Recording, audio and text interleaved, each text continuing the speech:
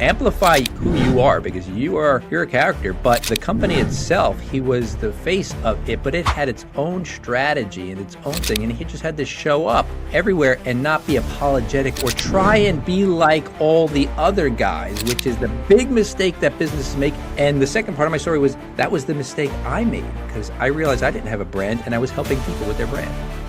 How can you help us, though, continue to help you? First, please subscribe to the channel. Like us. If you listen to the audio version, leave us a 5-star review wherever you can. If you see our posts, please share those posts, share the content, and link back to our law firm website, which helps us to continue our SEO marketing and grow our firm and help small business owners. All right, everyone. Welcome back to another episode of the show. I'm Mitch Beinhaker, your host. I always remind people, if you are listening on your favorite directory, not all you can always do this, but on most of them, you can leave us a 5-star review. Please support the show. We are doing more and more and more on the video channel, which is really where we want to lead people. So if you're watching us, subscribe to the channel, like us, share us, keep us out there so we can keep growing that viewer base. I always remind people that the information that we share, that Rob and I are going to discuss, is for informational entertainment purposes only. It's not a guarantee of success of any kind. And if you're ever making any decisions from anything that Rob brings up or that I bring up, do not do that before talking to local licensed professionals. Enough of the attorney disclaimer. Rob, thanks for coming on the show. I was going to ask you off the mic, but I didn't. What part of the country are you in? I'm in the suburbs, about 20 minutes outside of Manhattan. Oh, so it's freezing where you are too. I think you're down in Jersey, right? It's like 11 degrees out. I woke up this morning, I hit my phone, it said 2 degrees. I'm like, I'm not getting out of bed. Yeah, my wife's going into the city for something. I think it literally said it's -2 real feel in Manhattan. Yeah, no, thank you. It's nuts right now. I know. So if anybody knows, we're all frozen and we got snow everywhere, but it's warm on our podcast. So Rob, let's talk about you and your background. Tell your story first, and then we can get all about, because I love talking about branding. We're going to talk about that in the second half. Does that sound good? Yeah, sure. I promise not to take the whole time to talk about my story. You know, because it's everybody's journey has all the information and all the kind of interest. But you know, how I got to where I am is basically after 25 years in corporate America. Okay. Always wanted to own my own business, always, but just didn't have the skills, didn't have any clue. I was really clueless, and when I say that, I'm not being self-deprecating. I really didn't understand what was going on. Right. And I thought business ownership would be great to have one day, because I thought it was exciting. Yeah. I felt like, you know, that's where you could really make money. You know, when I was a kid, I noticed outside of doctors and dentists and maybe lawyers, you know, the people that had the nicest lifestyles were actually small business owners. Yeah. So I thought that would be great. And, you know, I spent a lot of years gaining skills while spending 25 years in corporate America, but doing things outside of it to prepare me for one day owning a business. And so in 2015, after my second layoff, and the first one was due to economics. So you get it. Okay, economics is layoffs. I wasn't the only one. What did you do in corporate? What was your corporate job? So I manage creative teams. I have a degree in graphic design and advertising, but most of my career, because I had 4 kids, can't support kids on a graphic designer's salary for the most part. Yeah. So I went right into management, managing creative teams the whole time. Worked for advertising agency, marketing agencies, publishing houses, you know, always the creative industries. Right. And AI has been affecting a lot of that stuff for the small business owners. I got to tell you, I'm excited about AI because it's going to be a real difference maker. And, you know, we could always touch on that, but that's a whole different topic. Business owners. I think small business owners, and I know we're jumping around, will now be able to do things that you did need a creative agency to do, and they couldn't afford that stuff. So 100%. I think it's changing. Okay, so you're going into, and by the way, I'm going to make the comment, there's plenty of people, and a lot of them have been on this show, that didn't have the skills, and they just did it anyway. Like, they didn't go out and learn and do all this stuff. So what did you do when you said, okay, I'm going to go out? So I'll tell you the one thing that I had that, and a lot of people have, but mine was so bad, it was the fear. I was paralyzed, Mitch, with fear. And I'm not being dramatic. I couldn't talk to a person because I knew in my own head, and this is a lot of insecurity and whatnot. However, I had great parents. I don't understand what happened, but you know, I knew that you were smarter than me, richer than me, healthier than me, you know, more liked than me, and that really fed into my own insecurities. And I was so afraid to say something for fear of being ridiculed that it stopped me well into my 30s. Like, that was your limiting belief. It was my entire world, and it took me a long time, honestly. And I know you're right. I know people who just did it, right? But my fear was so great, it was the thing that held me back from everything in Yeah. my life. And so, Yeah. It can be paralyzing.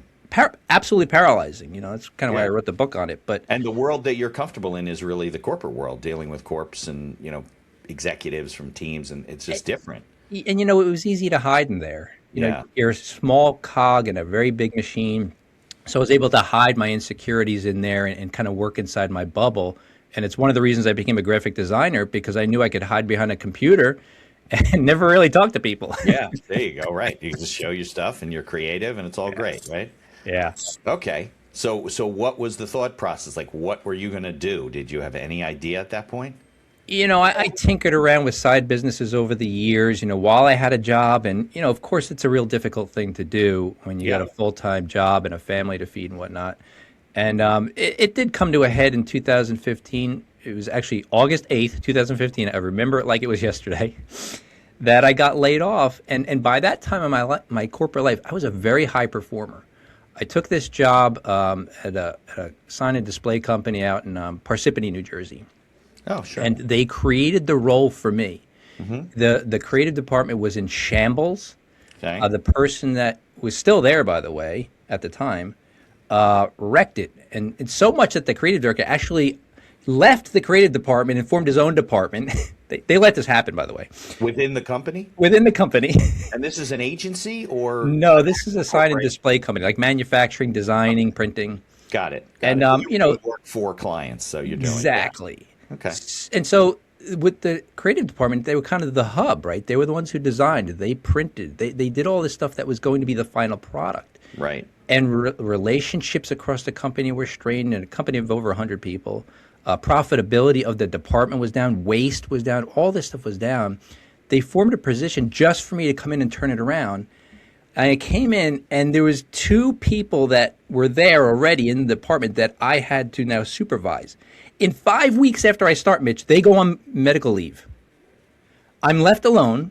They gave me a freelancer. In 6 months, I turned it around. We were 2 weeks behind schedule. And I made it 2 days ahead of schedule. Profitability was up in the department. Waste was down. Efficiencies, no more mistakes on designs because there was daily mistakes. And so I did that in 6 months. And after 2 years, almost to the day, they let me go. And they let me go because of economics and politics. Yeah, politics is always big corporate. And a little bit of legality, I came to find out. They legally had to made the choice to get rid of me, because if they got rid of the person who was actually the person who should go, they were going to suffer a legal battle. Yeah, because the person probably was in some sort of protected class for some reason when you weren't. Exactly. Yeah. So that was the defining moment. I went out with grace. I get it, man. I understand how this goes. Right. And I went home and I told my wife I got laid off. I said, today I will start a business that I will retire from someday. Yeah, well, look, it whatever it was, you weren't planning on it. You didn't want it to happen, but maybe it was a good. I mean, it was, looking back, right, a good thing. It forced you to face your fears and do it. I'm sure you'd been thinking about it. So, yeah. I mean, by that time, I had developed the confidence. I kicked most of the fears aside. Yeah. I still got another job. It took me 7 months because I needed some runway. So I had a job for 3.5 years. I worked for a marketing agency while I built my business on the side. And then I know creative industries are very fickle. So I got laid off 3.5 years later. Yeah. I just never got another job. That was Right, it. but you did it. That's the best way to do it, right? To keep income coming in while you're building your side gig, and then the side gig becomes the job, and then the business, and then you're good. So to the title of your podcast, it was accidental in that it wasn't the time of my choosing, because financially it wasn't the best time to go out on my own full time. But listen, I think sometimes you just got to jump in the water and figure it out. Right. Like you're thinking about it. Should I do it? Just do it. Yeah. Because, can't get worse than the fact that you're stressed out, could be laid off again. You got no job security because the industry is always changing, or you get laid off because of politics or things you can't control. That's the hardest part in corporate America. People think they're protected, and they're really not. Yeah. But look, being a business owner is not easy either, right? I mean, the people that you see have this great lifestyle, they also work their ass off and deal with a lot of stress and things they worry about all the time. Like you worry about your job 9 to 5, you worry about your business 24 hours a day. Well, the way I looked at it, Mitch, was, I get both sides. Look, I did spend a long time in corporate. I was a good corporate soldier. I was really good. I towed the line, all that kind of stuff. But as I went over time, I started to realize the lack of control. And control is really an illusion. But if you have any control, to me, if I was going to get laid off every couple of years and have to go find a job Yeah. and then interview for that job and then hopefully win that job and then keep that job, that was like, I mean, every day I went into any job I had, I went in with the mindset of, is today the day I'm going to get let go? That's a hard way to go to work. Yeah. So I thought, if I'm going to have to look for work, I'd rather look for clients Right. than have to look for a job. Right. Find Because business. Yeah. it's tough. But look, I mean, if you're good and if you can market yourself, and I learned how to do that, well, then I feel like I have more control now owning my own business than I had in job corporate. security, right? Because if this one falls apart, you're not out of work. You got other ones you're working with and coming through the pipeline and people you're getting introduced to. And I think, though, it takes getting over, like you said, your fear of, that you won't be good enough, that these people, which is all, by the way, an illusion. Like, people don't know more than you. They're not, more successful, whatever. It's all in your head. Yeah, well, that's what I discovered is that I started to think, why do I think this way? I'm a very introspective person. I self-therapize. It's a good question to ask. Yeah, absolutely. Well, then I started to look at people's flaws, not in a way that was like me hating or trying to up them. It was kind of like if I think they're really that great, and then I notice a flaw in you, you're this amazing, successful attorney, podcaster. Like the old me would have been like really intimidated. But if I see you mess up a sentence, or if I see somebody make a misstep or make a bad decision, I go, oh, wait a minute. They're human. They're human. So they do make mistakes. So maybe I got a shot. Mistakes. Right. Exactly. Okay. So let's go back. So you go out. Now you still have your job, so you got some security, right? But you're building your agency, your business on the side. What was the first step? I mean, you had these limiting beliefs to begin with, right? So, and a lot of business owners do. So, do you remember what did you do? Did you take a class at night? Did you start calling all the people you knew? Did you sit around and cry? I should be very upfront about what I did do while I was in corporate. And I was so badly damaged internally that in a 15-year period of time, I read over 500 books. I mean, all kind of self-development books. You name it: spirituality, relationships, leadership, management, entrepreneurship. I mean, you name it, I read it. Yeah. Along with listening to a lot of audios. I attended seminars after seminar after seminar. So I was building myself up while kind of muddling through the corporate scene. So by the time I made the decision that day, I'm starting a business today. That's it. I've had it with corporate. I'm making my way out. This was my thought.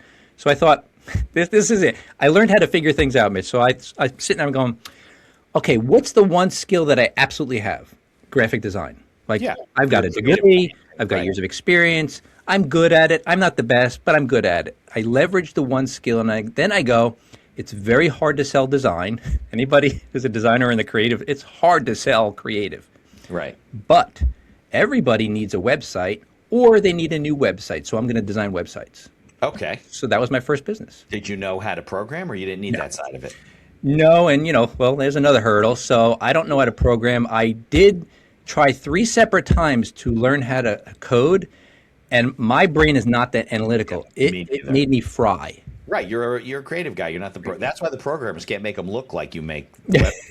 Yeah, they're not design people. Two pieces there. Yeah. Okay. So I set out. I audited about 6 different web design platforms to find the one that would allow me to be creative without having to code.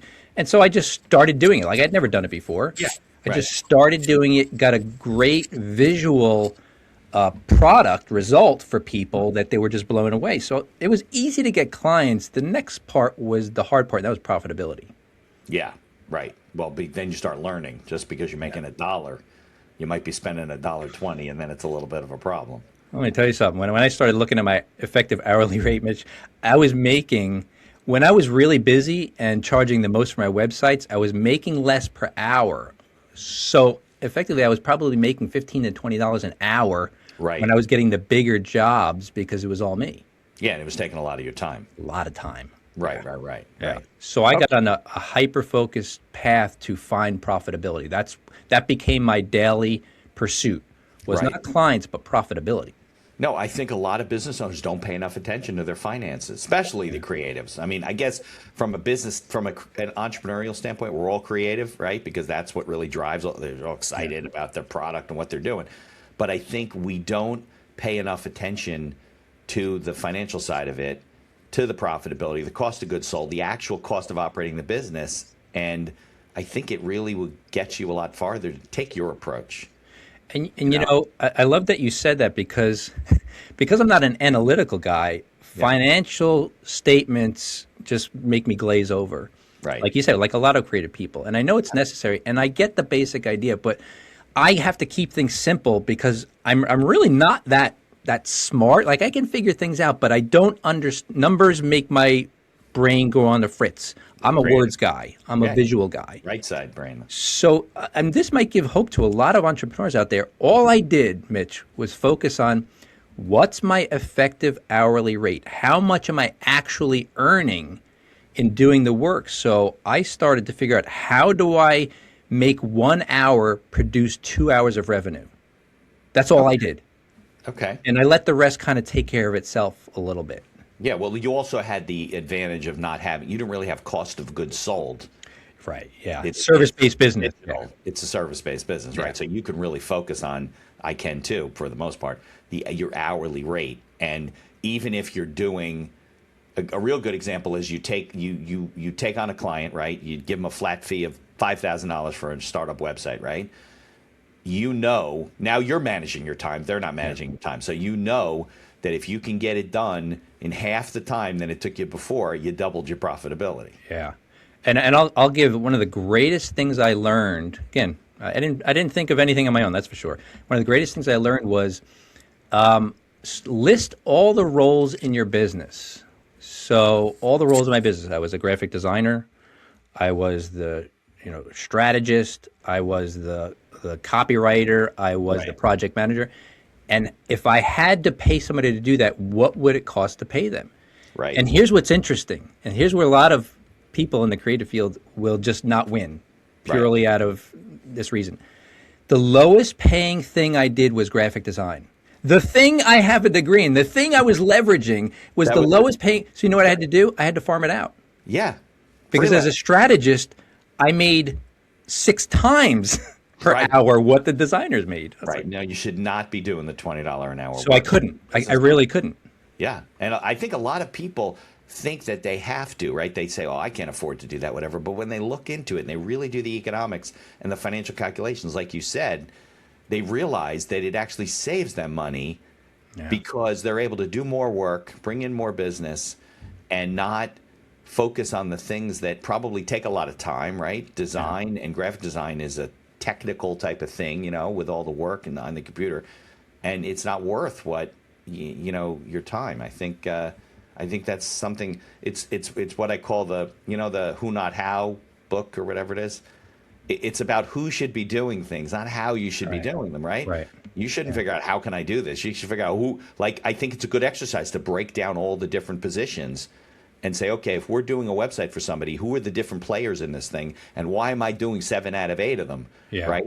And I get 5, and then you can be more productive, and you can bring in more business, and you can land more clients, and focus on the things that you should be doing, which is driving the business and bringing in the customers and making sure they're happy. And the people behind the scenes, they should be doing all the stuff for you. I mean, that's how you make money. And there right there is the difference between a freelancer and a business owner. Because, I mean, I get it. There's going to be plenty of people who be like, well, I'm not going to give up the thing that I love to do, like my work. As a designer, I get why designers stay freelance, because they don't want to give up the design work. Like, otherwise, then what are they doing? They're not fulfilling their passion. Right. For me... And we need them in the world, And we need them, 100%. But for me, when I discovered brand strategy, by accident, actually, that'll be another story. Okay. I found out that I loved it way more than design and was much better at it too. Like, I'm a good designer. I'm not a great designer. I'm a good designer. You can charge more. Oh, a lot more. A lot more. Yeah. No, look, I'm not saying we don't need the workers. We do. Yeah. people, but you gotta, I think at some point you look around and you say, okay, well, I'm very good at graphic design, but I can't command the kind of money because it's been commoditized Yeah. that I could, as a brand, you're being a brand strategist, and what you do now, Rob, is not commoditized. No. There's no way to do that. I mean, even AI, you can't. They need your brain. They need your help to do this stuff, and so you can command a high. But if the design is not perceived, right, to be anything that should cost more from one person to another, like you said before, it's become the point where it's hard to sell. Because what you're doing is you're taking your creative idea, trying to lock it in and line it up with the person's perception of what they think they want, right? So you go and you make a presentation. They're like, oh, I don't really know that. Well, and you're just like shooting. You're trying to be as accurate as you can, but usually you're not. So, Well, that was the problem that I actually overcame. That was the big problem I overcame. And to kind of put a wrapper on that, I started doing websites, but it's a commodity. I wasn't looking to do that. That was just my entrance in, but I knew that wasn't the thing. And then design. So it was a website and design company, and design is the same thing. It's a commodity. I knew that wasn't going to be the thing because, again, my drive was take care of my family, own my own thing, because actually the main thing was stay out of corporate. My family, look, to be totally, at that point, right? Yeah, I mean, to be totally upfront, my family, we were on government assistance 2 separate times. Really? I mean, we were so broke. I have 4 kids. Right. I remember there was a time my son, who's my I always youngest. tell my wife, broke is better than poor because broke is temporary. So. Right. So we were broke financially. We're not broke mentally. Right. And my wife and I were very tight, very supportive. She's absolutely, to this day, the greatest person in my life. Nice. But, I remember my youngest, my son, he's 19 now. When he was 6, he was like, Dad, aren't you going to eat dinner? And I'm like, no, son, I'm not hungry. Well, we didn't have enough food. Right, I'm sure. And so you didn't want him to know that. Yeah, there was plenty of nights where, I was just like, I need to make the food last. I mean, lights getting shut off, water getting shut off. I just paid the rent and I paid the internet bill because that's the only way you can, get work. Right, yeah. And so I think going through that, being over $60,000 in credit card debt 2 separate times. I mean, it was bad. We were the family that got the box of food from the local church at Thanksgiving. Oh, yeah? And I didn't even know it. No? No. Well, my daughter's like, Dad. She was like 11. She goes, there's a box of food on the front step. And I'm like, really? Now, look, I'm surprised because I'm like, I didn't feel poor. I'm just like, okay, this is temporary. Right. Like, why would you be right? You're not. You didn't compare yourself to the people that are really on food assistance, right? No, not at all. But we were on SNAP benefits, and she goes, I go out there and I'm like, what is this? And I honestly, I was like, what is going on here? What is this? Why is this here? And I looked at him like, oh my gosh, we're that family. Right. And look, I give back because now we're clearly we're out of that, but we give back. But here's the thing, going through that makes building a business and the uncertainty and all that. I go, yeah, it's nothing's going to be worse than that. Right. So Exactly. And it can't get worse. Yeah, I deliver those on the holidays too. We do gift cards now because we discovered that, first of all, people don't want a basket of food on their porch. It's embarrassing for them. Yeah. And also, nowadays, with all the different ethnic groups, everybody likes different things, and they wouldn't use all the food, or they don't eat turkey, or they don't. So now they can use the whole gift card and go to ShopRite or wherever we do it through and buy what they need, and it's much more subtle. You go to their house, you give them an envelope, you leave it in their mailbox. It's a smarter way for sure. It only happened because of pandemic, because during pandemic we couldn't deliver anything. Nothing. And then after that, people were like, the food banks were like, can you keep doing that?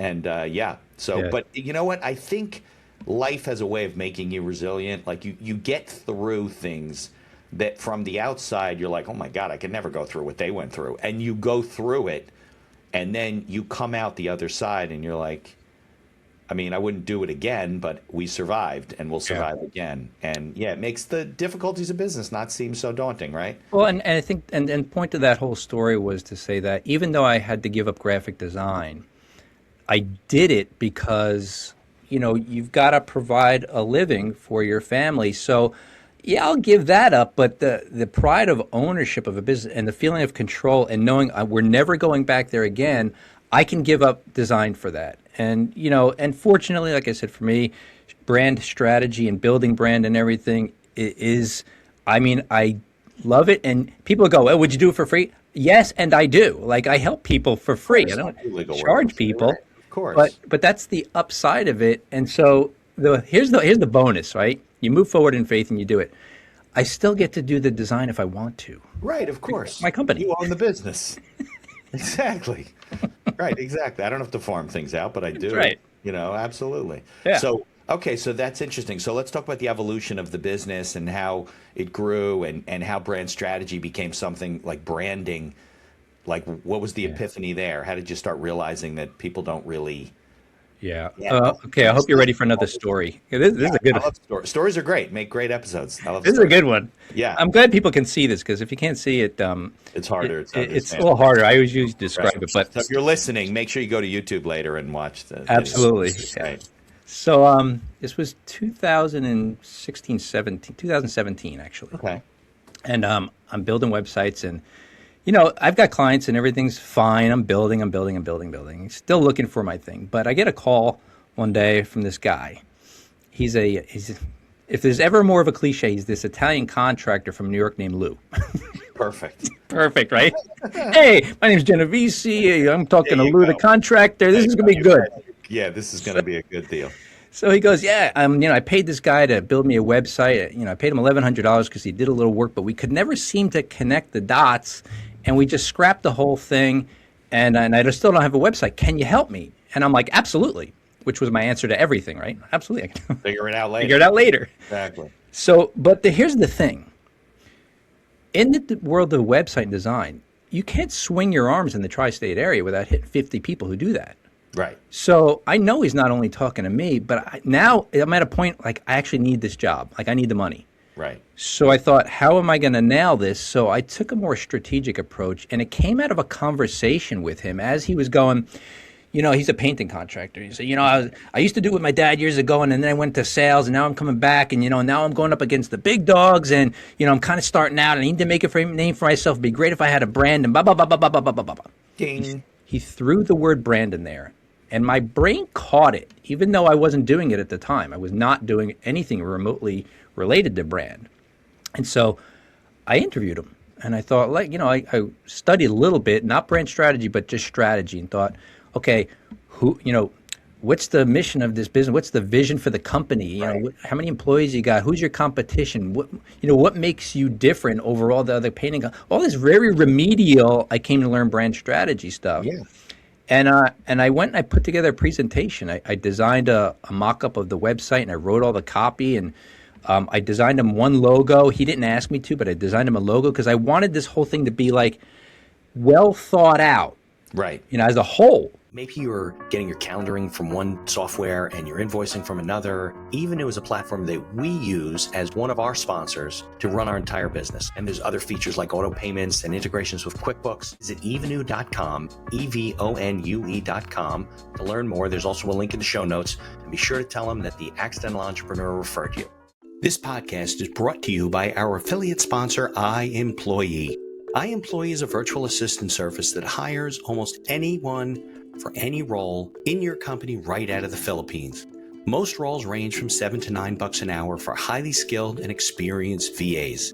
And whether you need an executive assistant, social media manager, video editor, customer service, sales, you name it, they have it. We use iEmployee for our VA services, from editing and promoting the podcast to all the PR and promotion of our law firm. iEmployee acts as a virtual field supervisor on the back end with live video monitoring and reports on a daily basis with screenshots of your VA's workday, and along with complete HR and payroll duties. No more paying for overpriced and underqualified workers. There's a link in the show notes to get a 1-week free trial, and I encourage you to take advantage of it. Right. And I present it to him. I got my laptop open in his little office, and he's sitting there in his office chair. And if you're not watching this, he's sitting there rocking back and forth with his hand on his chin, staring at the screen. And if you know any Italian people, only two things are going to happen. he's either going to kiss you in the cheek or he's going to smack you.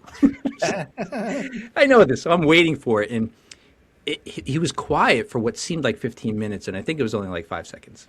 Right, but it seems like forever. Yeah, because I'm like waiting with anticipation. Right. Does he hate this? Has he seen something better? Right, whatever. Yeah, so he points, he stops rocking, he points his finger right in my face, and he goes, "You absolutely nailed it. It's like you were in my head. How did you do that?" And he bought everything. And that's not the end of the story, because even though he bought everything and he was happy, it didn't mean that he was going to be successful in business. Right. Calls me a year later, Mitch. "Hey, Rob, how's it going?" I'm like, "I'm good. Good to hear from you. How's business?" "Oh, man, I'm busy 7 days a week. It's awesome." And, I'm always remaining teachable. And I thought, well, I don't want to assume it's because of what I did. So I said to him, "What do you owe your success to?" Just like this. He goes, "What you did for me, all that brand stuff, you did it." And in that moment, I went, wait a minute. Not only did I get the client, but it actually made an impact in his business. I'm going to do this again. So I did it for a few more clients. Well, Rob, with this guy, you didn't talk to him for a year. So you just basically came up with a brand, logos, whatever, branding. You made the website consistent. You built it, maybe some SEO at the time. I don't know what was going on in the world. And then that was it? The job was done? Yeah. So to be clear, I don't know anything about SEO. I studied it, and again, my brain can't handle the analytics, so I scrapped it. But basic SEO. But what I did do is I taught him. I said, listen, man, you're the face of the brand. So I taught him some basic video, told him to post on Facebook, and that was it. And he did it. And he was getting people going, you were calling him up and going, "We want you."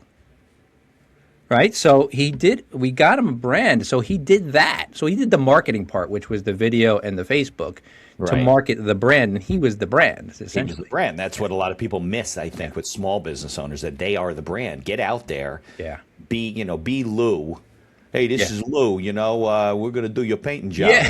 But it wasn't just him. Like, he's a character for sure. I still talk to him now and then. But it was also the company itself. The thing that he thought was no big deal was a big differentiating factor in his work. And we highlighted that, and that's what we kept emphasizing. And it was the thing that would win him jobs, because the clients knew they were going to get quality work for the one thing that made him different. So you think is it like how you're showing up to the client now, much more online than it even was 9 years ago, right? But yeah. Is that part of your branding strategy, like how you show up to these people who are interacting with you? Well, yeah, brand strategy, look, there's a science part of it and there's an art part of it. Yeah. So what I did in teaching him what to do and doing the brand strategy, it's all of that. So, there's the strategy and then there's the amplification. So the amplification comes through your marketing, whether, you write or you do video or whatever. Right. But yeah, him showing up, it's just as himself. I made it easy for him. Like, don't, amplify who you are, because you're a character. But the company itself, he was the face of it, but it had its own strategy and its own thing. And he just had to show up everywhere and not be apologetic or try and be like all the other guys, which is the big mistake that businesses make. And the second part of my story was that was the mistake I made, because I realized I didn't have a brand and I was helping people with their brand. Right, and you weren't differentiating yourself. Trying to be like everyone else, you just get lost in the crowd. Yeah. So you better be different, and you don't have to be flamboyant about it, but different things. And that was when I actually started going, this brand strategy stuff, there's something to this, and that's when I jumped in. Got it. So now you were still kind of doing the same thing, but you had a different approach, right? The approach was, and I assume most of your clients are small business owners, right? At that point, yeah, they're always small business, a couple of mid-sized businesses, but it was always, then it became just strategy first, then the design to support it. So it was really like sense, right? Because if not, you're building the pyramid upside down, I think, right? Yeah, exactly. Yeah. You build this website and you realize it doesn't match the brand and the strategy, then what do you do? I mean, look, I'm a designer. I'm a formerly trained designer. I'll tell you, design comes last. Yeah. Yeah, that's isn't design like the the painting and the window dressings and the window treatments. That was all it's at the end. Yeah, well, I mean, people think brand is the logo, and they're wrong, but I get why they think that, because it's the most exposed visual part of the brand. So it's a trigger for the brand. That's what a logo is. It's just a trigger to make people go, oh yeah, I like these guys. They Right. get me. Like, Yeah. that's it. Yeah, it makes you remember the business. I always tell people, should I trademark my logo, my name? I'm like, listen, you're not IBM or Microsoft, so you put a little TM, which is a common law trademark by the logo and name. Right. If you become that big and your brand's really getting a lot of steam, then you can maybe spend the money and file a registered mark. But for the most part, you're right. It's really who you are and a trigger, and they can't take you away from the business. So And definitely the legal part of that, which I was learning as I went, and I made plenty of mistakes, but understanding the legal aspect of that. And you're right. To me, I definitely want to, people should legally own their brand. But before you do that, you need to own it in the minds of the audience. Yeah. That comes first, because if you own it in their minds, then it actually has value. Then legally, protection, right? You need the protection. Right, exactly. And by the way, the protection on the legal side gains strength from use. Right. Using it, putting it out there, putting it on social media, people knowing it, people following your brand, because you got to be able to argue that you're being, damaged by someone taking your name. If it really hasn't been used much, what's the damage? What's the damage? Yeah. All right. So let's talk a little bit about branding, and maybe we can. You can start wherever you want, but I'm interested as to the things you see people, like the mistakes you see, small business owners make on a consistent basis, because I find that there's a lot of trends in the thousands of businesses that I've worked with over the years. Yeah. So when I went full-time in business back in 2019, I jumped right into local business networking. And so, you're surrounded by small businesses. Yeah. That's the world. And I spent a bunch of years doing that before I moved over to LinkedIn. And literally hundreds and hundreds of one-on-one conversations I had, because I was talking with people. I was meeting and talking with people one-on-one, probably 8 to 10 per week. Yeah, that's for a few years. That's how you start building. Me too. Yeah. And, the things that I noticed, and people come to me all the time, help me. Right. And I would. And that's kind of how I built my business. I gave value without any expectation of return, because, look, I think the best way to sell is demonstrated expertise. So I would help people, and they would pass my name around. Right. And it comes back to you. It always comes back. It always comes back. So the thing that I saw people, the biggest mistake they made, honestly, I don't think anybody's going to expect this answer, is stick to one freaking thing. Yeah. How many times? Yeah. How many times I had somebody come to me and be like, Rob, I do this, but I'm also good at this, and I'm doing this, and I call it the entrepreneurial trap. It is. Because, you start your own business, and you start as a graphic designer, right? And it's like, oh, I'm really good at design. But then you got to figure out, well, I need to be able to write too. So then you become a little good at writing. Well, then there's this AI thing. Well, I become really good at AI. And all of a sudden, because you're a small business owner and you have to wear all these hats, you become at least proficient in a bunch of other things. So you decide, well, we offer this and we offer that, we offer this and we offer that. And that means I can do business with anybody, and there's anybody out there. But it's the opposite effect, right? When you niche down, it increases your business. Well, Mitch, it's the most damaging thing a person could do in their business for several reasons. Number one, people want to hire an expert. Right. They're not going to hire a Swiss Army knife person, right? Because that means you're not good at any of them. That's the old saying, right? A handyman, and nobody is a contractor, right? Jack of all trades, master of none, right? He just come and fix some things in your house. He's not really a professional. Right. So nobody's going to waste their money, or risk their investment on a long shot, right? So you dilute your expertise. The other thing is this: any marketing you do, nobody knows what you do. So here's a great example. When I started doing brand strategy, and I moved away from websites and design even, here's the thing. I was doing brand strategy, but I was still building websites and doing design. Right. And nobody ever knew it because I never, ever talked about it. If I was in a room giving, doing a webinar on Zoom for business owners or speaking or whatever, even talking one-on-one, I never even said the word website, because as soon as you do that, people go, website guy. Right. And you don't want to be in that box. I don't want to be in that box. Right. So even though I did it and I could sell it, it's not the thing I did. I wanted to be known. I want people to go, that brand guy, at least. Right. So you don't get remembered for the thing that you're actually selling, because you're going, well, I could do this, I could do that. And, Right. and now you're in a price game and you lose. Yeah, yeah. I think people they got to decide, how do they want to show up?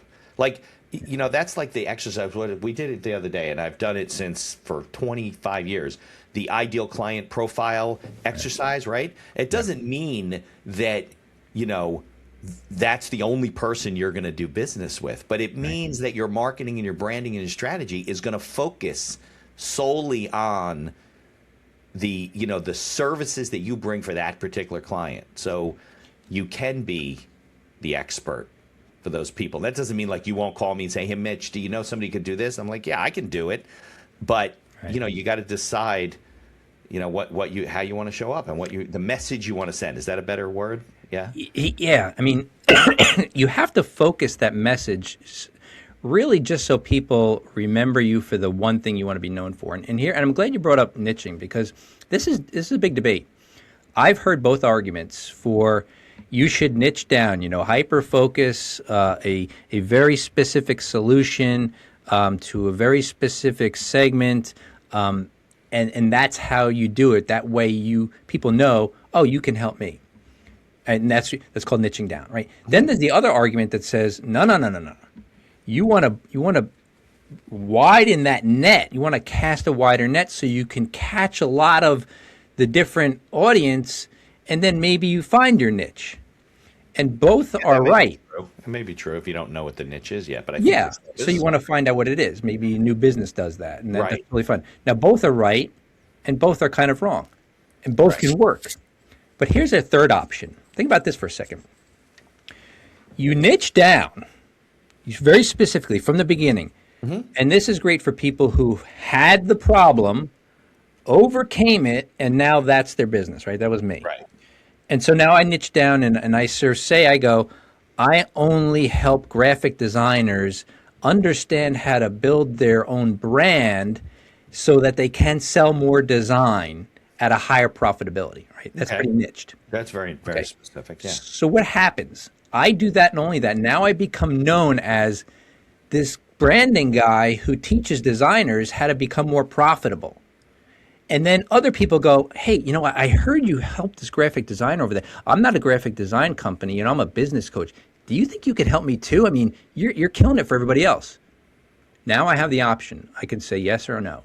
But here's the thing. You niche down to broaden out, because if you become the person, the go-to expert in that field, people want the expert. So they're going to ask you, would you help me too? Right. And maybe I will. But you can, if you choose to do that. That's how you get both in a very, very solid way. Right. Well, you're niching the service, and you're making it specific to an industry, but so the service is still specific. Right. The expertise is still narrowed down. But then and that always happens, right? People say, well, can you do that for me, even though you did it for graphic designers? And you're like, of course we can. And then you start to broaden. You're still not broadening your service. You're still specific. Industry. I think it's kind of like, you compare the grocer, right? Can the local grocery store compete with the supermarkets? And they really only can if they bring, specific, like, niche down products and goods to people that say, I can't get that at the supermarket. I can't get that quality. So I'll go there for certain things, and then I'll go to the big supermarket. And I think that's true. That's why you really don't work with large corporations, because it's too big of a plate for you, right? You can participate, I guess, if they bring you in, but you're not going to take on the whole thing because you don't have the department. You don't even want to have. Well, I think that's the thing. The awareness that people have to have is, yes, I could help, companies who do 5 figures of millions of dollars, and I can do that. I don't want to, because my passion lies with the small business owner, because it's my story. Like, small business ownership to me is better than helping a big corporation, in that I know what it did for my family. Yeah. And I want to be able to, that's actually, we talk about mission and vision and values as part of the strategy. And my mission is to make a positive impact in people's personal lives through business and branding. Hard to do that with corporations. Yeah. Yeah, and you're not making an impact there. And I mean, look, it's a different ball game, you know. Yeah, totally. And it takes you away from what you're really the core of what you're building. Yeah. And what you're doing. I think that a lot of people, I've had different conversations about branding, over the years with different professionals that I've met, including you. And I think that a lot of small business owners don't really appreciate or understand, right, the importance of a brand strategy and the idea of branding themselves, right? Because they sometimes, like you said, they have limiting beliefs. They want to be behind the curtain, not in front of it. But people do business with people at this level, right? At small business owners, people do business because they know the owner. They met him at a chamber event. They become friends with him. He's your best friend. So Rob says, Mitch, you got to go to John. He knows what he's doing. He'll take care of you. And I walk in and I feel good about it. And I think that for a lot of business owners who get started, they miss that. They might accidentally run into it eventually, or it builds on its own. But I think that the focus is wrong. Like, I think a lot of people are like, they're nervous, right? They don't want to fail, so they don't want to be out there, and it doesn't really serve them. I think that's the brand. Like, it's, people come to my law firm because of the name of the firm. No, it's only me. I used to have partners. I don't have them anymore. They come to me because of me. So I got to make sure that I'm the guy in the face of the organization. So, well, that comes with a lot of risk. And, it's the reason I wrote the book. It's, if you ask me what's the second thing, I would say that for a small business owner, the thing that's holding them back, honestly, from the success they could have is fear. Yeah. They're afraid of putting their actual original take on things, their thoughts out there for fear of ridiculed, clapback, or just plain haters hating for the sake of hating. Laugh at you, right? Exactly. Yeah, and look, I get it. It's real, and I overcame it. But look, the thing with branding is you have to have your own unique solution to a specific problem to help a specific type of person. A very valuable approach. That process that makes you different, so that people go, oh, you're not like all the rest. And with that comes oh, you're not like all the rest. And sometimes people throw tomatoes at you. They throw hate your way because you dare to speak differently than everybody else. That's the biggest problem of all, is the fear. And if people would just kick the fear aside, somehow they got to do that. I did it. I teach people how to do it. It's the thing that is holding them back. And once they do that, man, I'm telling you, fulfillment and profit is on the other side. Yeah, and did you find once you kicked, you stepped over the line and said, I'm going to get past this, that there weren't as many tomato throwers out there as you think there are? I mean, there might be some competition and they try and say bad things about you, but for the most part, people generally don't act like that. Yeah, I'm still waiting on the haters. Right. Yeah. They say they're going to come in, and I'm sure they will. And, to be honest, if you saw me 15 years ago, you'd think we were different people. But I believe that when you really understand what you're doing and you have confidence in your ability to help people. See, when I was starting out in brand strategy, people go, think about this for a second. I never was a brand strategist. I didn't pick it as a career choice because it sounded good. I didn't go to college and get a degree or a certification or anything. I just started doing it. Now, when people just start doing something, they go, do they know I just started doing this last week? Right. And there is where the rubber meets the road. Right. You have to be able to go, look, maybe you aren't good at it, but if you helped at least a few people and do it for free, help people for free and help them get results, then all you have to do is the next client who's going to pay you money, you just go, I helped these 3 people. You can tell the story of how you helped them. Right. In your own mind, you go, I am adding value. So if anybody hates on me, I got 3 stories to help back up what I'm doing, and just keep getting better and just keep putting yourself out there. And eventually you'll be like, it'll be like second nature. I think some of the hate comes too when you have success. Like, people that are saying it are because, they're trying to put you down, like, Yeah. whatever, raises them Rob's up. full of himself. He thinks all this stuff, but it isn't true. They're like, well, he's got 1,000 clients working with him. They've all been successful. So what have you done? Type of. What have you done? That's right. It's a great question. Yeah, no, absolutely. Look, I'm in a profession where if you need a business agreement or a will or help with a real estate transaction, those are the three areas that I work in. You could open the window and scream out the window. There'd be attorneys like running out of the trees. I mean, they're everywhere. Yeah. But people go to me because I'm putting myself out there, and we're doing the podcast, and we're putting out articles that are helpful to people and give them information, and we do reviews with all of our clients, and all that kind of stuff. And somehow, differentiates me where people go, you know what, we want to work with this guy. Well, there's a couple of things at play there, and you're absolutely right. Here's the thing. The average person will look around, and they'll be like, here's a guy who runs his own firm, right? So right there, you're already separating yourself from the guy who works in a large firm. Right. Which, that has its own set of, I guess, confidence boosters. But you own your own firm, right? So now you've done something that most people wish they could do, own a business. Right. Number two, you have a podcast where you speak and have confidence and ask people questions and learn from them and give your point of view. Most people are afraid to talk in public. Yeah. Right. So now you've done two things. So you've automatically, now you become like, okay, if this guy writes a book, he's a triple threat. Right. And that's the thing. It's like, okay, well, he must be the expert because he's done these things. Right. Exactly. It's how I'm showing up. I did write a book, by the way. It's called 10 Ways to Get Sued by Anyone and Everyone. Okay. So it's a business owner's guide to staying out of court. So that's great. It's in the show. I love that. Yeah. It's a buddy of mine that co-authored it with me. Does like a 10 Ways series. So we did. That's good. That's good. You see that? So right there, people have confidence in a person like you because, look, I'm sure there are times that maybe you were afraid, but now it's probably like this is just what I do. Right. Once you do it for so long, it's like you're there to. They need you. You don't need them. So what got you to write the book? Is it because everybody's like, oh, there's a book in there. You got to write a book, or you were wanting to share more information, or it's a really good question because.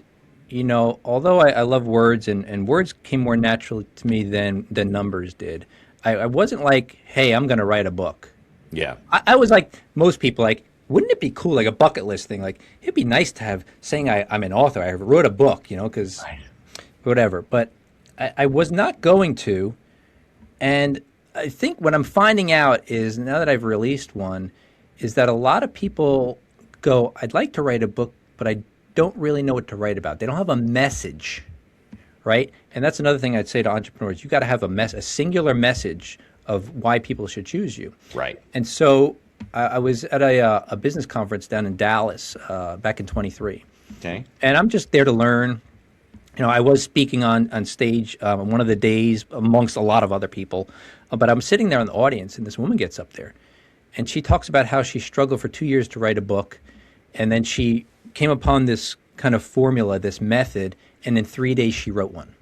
So from 2 years of struggling to find the words to 3 days finished book. And I was like, what? And for the next 30 minutes, she talked about her method. And I'm going to tell you, Mitch, I did not go in there thinking I need to write a book. But after her talk, I knew what the book was called. I knew what it was about. I knew my message. And that night, I'm a designer, I think visually, I was lying in bed and I had a vision for the cover of the book. And 100%, this is the book right here. There you go. Like, Don't Fear the Brand. So I think it's this. What prompted me to actually write it was I had a message. My story of that fear that's keeping people from success is so powerful that I need to tell it.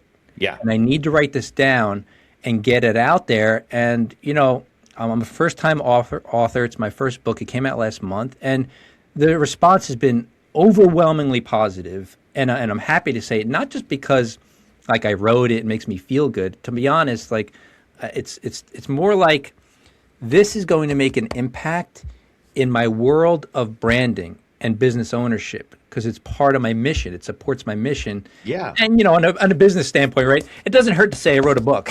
Right. And you could give it to people when you meet them to close the deal or whatever and say, you're an author and you're confident enough in your message that you're willing to put it down on paper. All right. So I will get to it a little bit, but I do know you're going to offer some sort of a digital download or something for people that are listening. Yeah. Put those in the show notes. Put a link to the book. I assume it's on Amazon in the show notes as well. So Yeah. if people want to get it and get a real copy of the book, it's up to them. But what would you say before we get to that? Like, what's the one or two things you think in terms of advice that maybe we missed today that we didn't cover or that you wanted to add? There's this is a fundamental principle of success that I have learned, and it applies to branding and business in a very fundamental way, but I think people overlook it. And I don't think, I see it every single day, and that's consistency.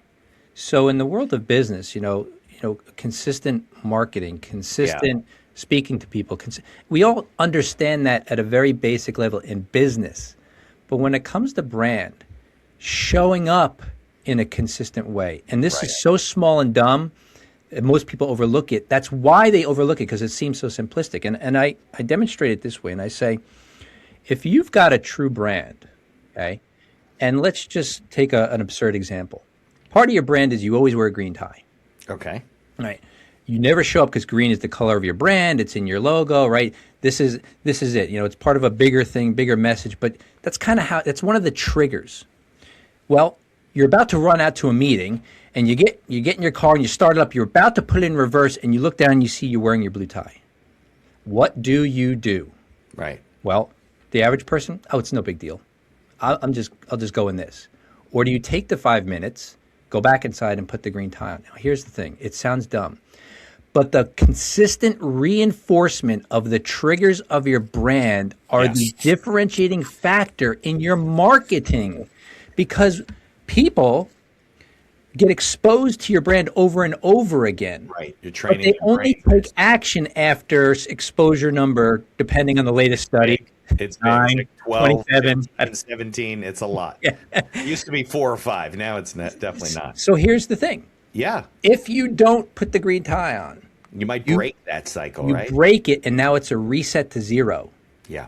So the reinforcement, the consistency has to be there, so that at some point, and here's the mic drop moment. You don't know when somebody's going to buy, right? It's like trying to time the stock market. You just can't do it. Right. You don't know when somebody's going to buy, because what's going to happen is people make the decisions when they're laying in bed at 10 o'clock at night, and the pain of what they're experiencing is so great. They're going, I can't take it anymore. Tomorrow I'm calling. And if your name doesn't pop up in their head, you lost. Right. Because that's when they decide to buy. Right. So you got to be consistent about it. You got to be there. You got to be in their head. It's like I said, it's how you show up. And if you show up in their mind the same way every time, Yep. with every message you send. Yeah, exactly. Yeah. All right, Rob. Well, I can't thank you enough for spending time with me on a cold day in the Northeast.